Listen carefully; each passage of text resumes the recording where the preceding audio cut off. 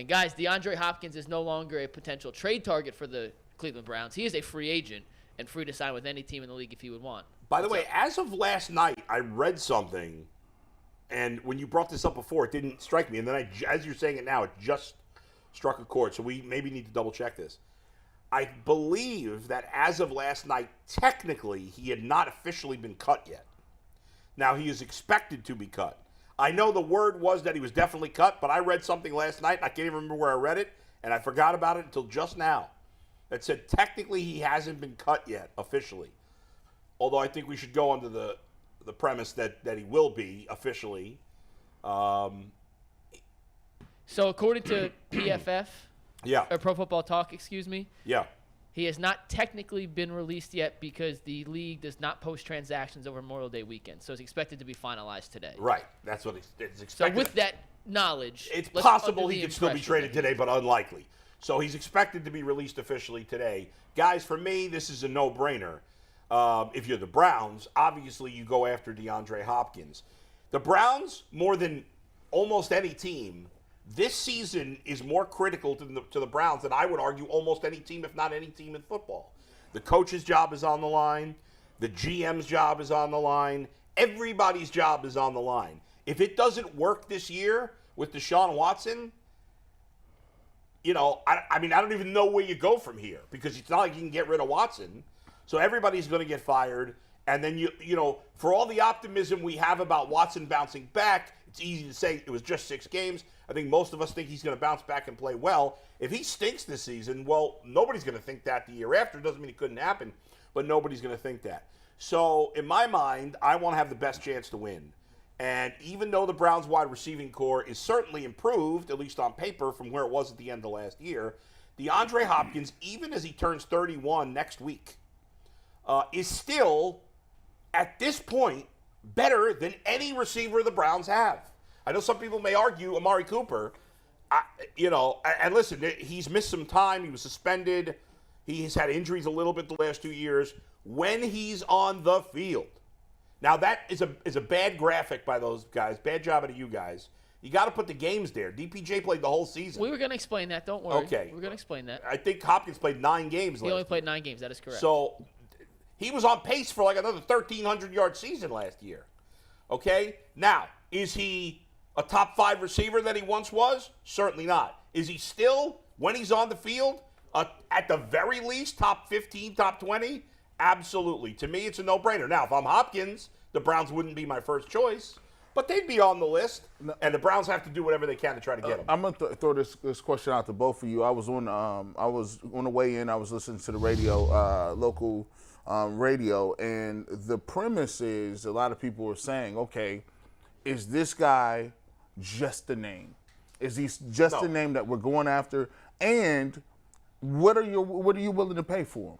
Are you willing to say, okay, if it's a 1-year deal, I think everybody takes a 1-year deal. Mm-hmm. But if DeAndre Hopkins wants a 2-year deal at the age of 31, I think he turns 31 in June, is that something you'd be willing to do? I would because, listen, at worst case scenario, look, it is possible he goes over the cliff this year. It happens around 31, 32 for a lot of wide receivers.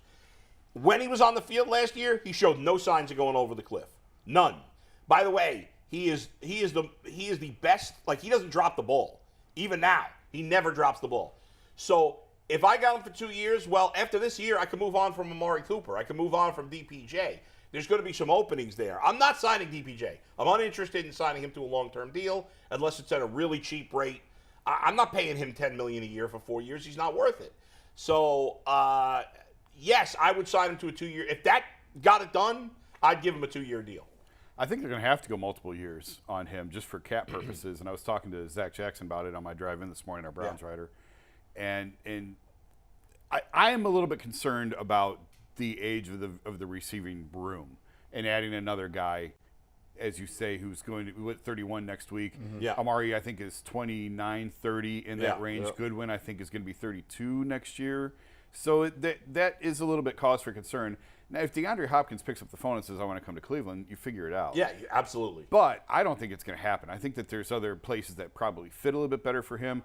He's going to want to get paid, guys. Like, look at Odell. Look what Odell got. He's going to say, I'm worth at least 15 to 18. And he's worth more than Odell. I mean, I don't but that's what I'm saying. Yeah. Because I keep hearing this talk about a 1 year make good offer or something like that, or that's not happening. What did Odell sign for again? 15 million. with an option to go to 18.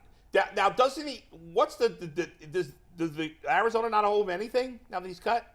They owe him something though, right? So he's still getting that money as opposed to Odell. Yeah, I was going to ask, is he? They cut him to let him go.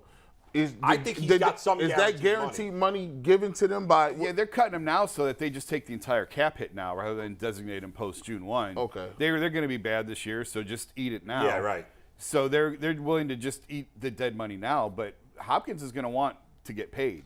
Absolutely, I get it, and you probably have to honestly overpay him a little bit with the risk that he's old for a wide receiver. But in the end, to me, because he showed no signs of it last year. He was still awesome. I mean, he had almost 800 yards in 9 games. Yeah. That again, it could turn out to be. But the Browns are in a position where they really have to push all their chips into. They already have. They are pot committed. At this point, they're making more chips. Yes. Because all of their chips are already in the middle of the table. You have to. I mean, look at that. 717 yards in 9 games. And that was without Kyler Murray, by the way. He played with Colt McCoy and a bunch of slapdicks. First time I ever used that on air. Thank you. I like that. Been trying to work that in, Bull. Way to it's go. my new favorite word I picked up from you. Way to go. But that was not with Kyler Murray for the majority of those games. That's true. I love the energy. I'm in lockstep with you. Right now, if I listened to it all last week, and they talked about it a little bit. They say, look, hey, this guy is, maybe going to be available. You're looking at Kansas City. You're looking at the Bills. He may choose those other teams because obviously he may get the ball a lot more when you just behind Diggs, right? He may even be the number one target in Kansas City. So see, to me, I would disagree. I would argue that in Kansas City, at this point in his career, he's the second best pass catcher. In Buffalo, at this point in his career, he's the second best pass catcher. In Cleveland, even though we have more depth of pass catchers than those teams, he'd be the best guy, in my opinion. He's better than Amari Cooper. You think so? I absolutely think so. He's better than certainly David Njoku and the rest of the receivers. Listen, you feel free to disagree. But I think he's definitely better than Amari Cooper. Amari Cooper had a good year last, but you said it. He did it in 9 games. Amari Cooper had what, 400 more yards? We're going to pull up the receiving leaders from last year. In 9 games, you could take it full, Steve. He would have been second on the Browns in receiving yards. And once again, the DPJ comparison, as Bull pointed out, DPJ played 16 or 17 games. I don't remember if he missed one. Hopkins played 9. I'm not going to listen. I'm not going to bury the lead on this. Hey, what sounds really great is having Amari Cooper and Deandre Hopkins on this roster. I don't care who you think is better. You got him, right? We'll figure that out when we throw in the football to him. And having too many guys is not a problem. Marquise Goodwin, bye. See ya. Anthony Schwartz, bye. See ya. Wait, hold on, Schwartz. Did you guys see what happened to Schwartz this weekend about this? No, and I need the tag board right now. I actually feel kind of bad, but we have to talk about this. I didn't see it. Do you have the original tweet? Anthony killing me. So somebody made a fake quote from DeAndre Hopkins and tweeted it saying, Anthony Schwartz is someone I would love to play with in Cleveland. And Anthony Schwartz quote tweeted and was like, yes, sir. And we'll show you the tweets. And I honestly feel bad. He got roasted and pulled over the coals. Anthony, give me the first tweet when you get it up. Oh, my God. Poor Anthony Schwartz. Yeah, why y'all do that to that? Oh, my God. That kid got a pure heart. That kid is like, dude, he just. This is what he quote tweeted. Anthony's pulling up the original tweet right now. He really did quote tweet this. And I hate to make fun of Schwartz here, but it was obviously the fakest tweet of all time. Every comment was so fake. And just hold this, Steve. Anthony's going to give us the real one in 1 sec. He's pulling it in as we speak. It was the most clearly, obviously fake tweet of all time. Here it is. That's one guy I've always wanted to team up with. Look at the font. Look at that font. JC, I mean, how on earth are you falling for that? Callie Bree? I saw that last night and was like, wait a minute, what? No, he couldn't have. No. Look how small that little quote. That's terrible. Yes, sir, Hop. As if they're buddies. I felt so bad, but we had to mention it. Hey. Think about now. Now again, I agree with you, Jason. Even though I'd be the number one guy in my opinion, I don't know if you guys agree, but if I'm him, my first choice is Kansas City. My second choice is Buffalo. The Bengals are not going to be interested. Right. And then the Browns would be as good a choice as anybody else. I have a couple people mention the Giants where he'd be the number one guy, but and the NFC got a better chance of going to the playoff, Super Bowl. But I don't know if I'm Hopkins. Dallas Cowboys. Yeah, I can see that. But I think the Browns. Now the question is, what's the relationship like between Watson and Hopkins? Like, if they're really close, then maybe that gives the Browns a better chance. I don't know. And I've been trying to dig around. Like, hey, man, I've been asking some people, like, hey, what's Deshaun Watson's feeling on DeAndre Hopkins? It's like, you said it, Jason. If he wanted it to get done, it would get done. Hopkins holds all the cards here. Yes. Like, he's in control of this whole thing. I have a hard time believing that he would choose Cleveland over all the other options, just for a variety of reasons. Yeah. I think other teams could probably pay him a little bit more. The Browns, Kansas City and Buffalo don't have a lot of cap space either. No, I know.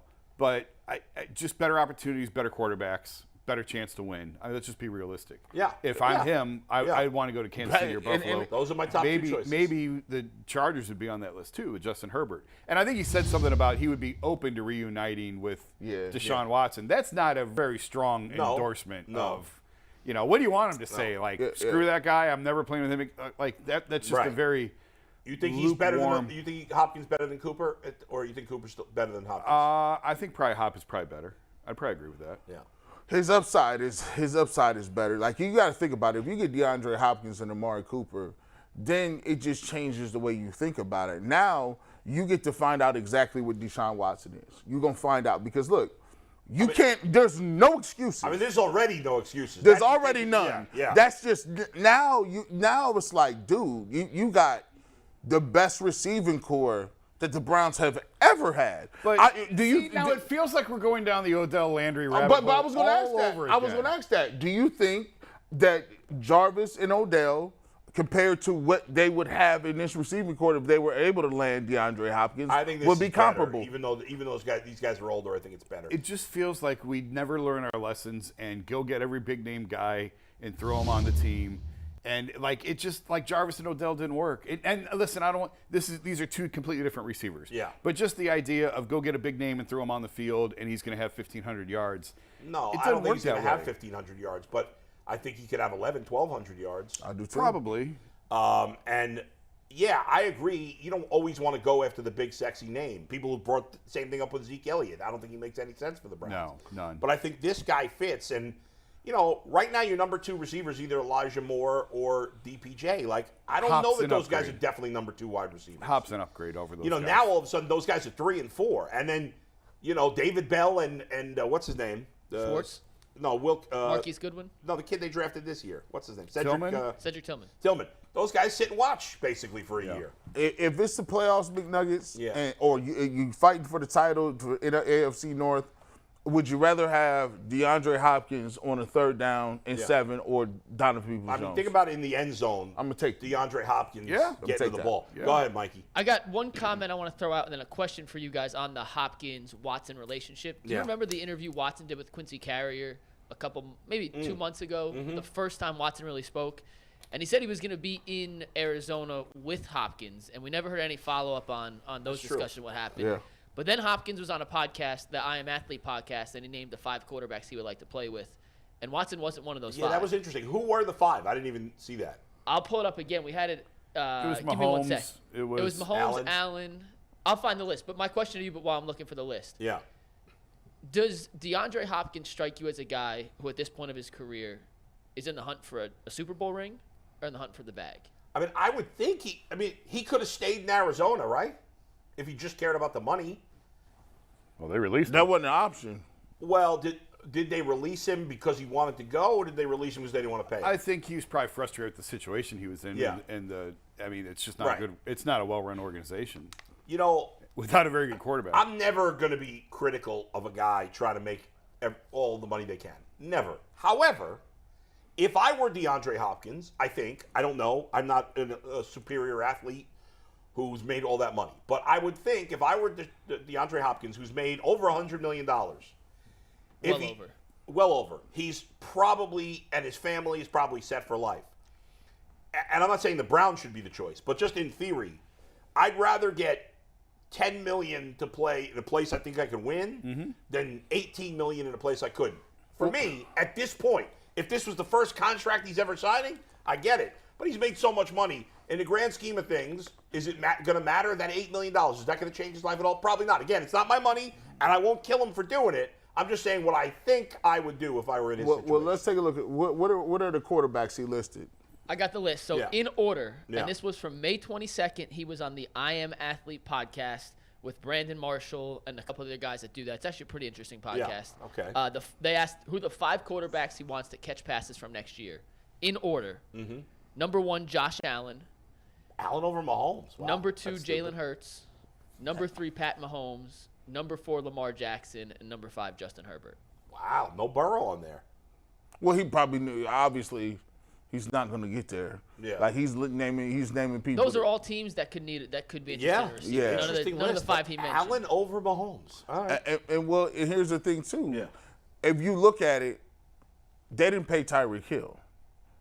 And Tyreek Hill's very good. He was expendable. Right, but that was going to be a long-term deal. So if he's saying, if I got to look at it like from an organizational standpoint, who is going to give me the most catches? Who's going to have a good quarterback, and who has the ability to give me a deal? Yeah, I mean, if it's about winning, then the Chiefs are the choice. They're already the favorites to win the Super Bowl again this year. But if he wants touches and a little bit more money, I would go with the Bills, right? They look like they need – they're telling him, hey, you're the piece that's going to put us over the top and get us to a place where we could compete with the Bengals and the Chiefs. That's where we want to get to.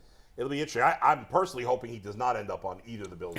Yes. No, what are you talking about? I'd like him to end up on the Browns or in the NFC. That's where I'd like him to be. Yeah, like because the worst case scenario is he signs with the Ravens. You see him twice a year. I think that's unlikely. They've invested big money already in Odell. I mean, what kind of salary cap they got? Spend $30 million on 2 old receivers. Well, you're asking the Browns to do it. Yeah, well, that's what we're asking them to do. At least Amari Cooper. The difference is Amari Cooper's been healthy pretty much his whole career. Yes. Whereas Odell has a long hit. I mean, Hopkins has been relatively healthy, but obviously Odell's. I still think it's insane that they paid him $15 million. Insane, but whatever. I agree. All right, Mikey, what do we got? Last thing on Hopkins. Yeah. Do you think he gets more than Odell? When it's all said and done, whether he's worth more or relevant, do you think he gets more than Odell? No. I don't think he is more than Odell. I actually don't think he will, even though he should. $15 million with a chance to get 18? $3 million of Odell's incentives. I think they could probably structure Hopkins to make it look like he's getting more. Yeah. When maybe he won't. He might get more total, like if he signs a 2-year deal, but per year, I bet he doesn't get more, even though he should.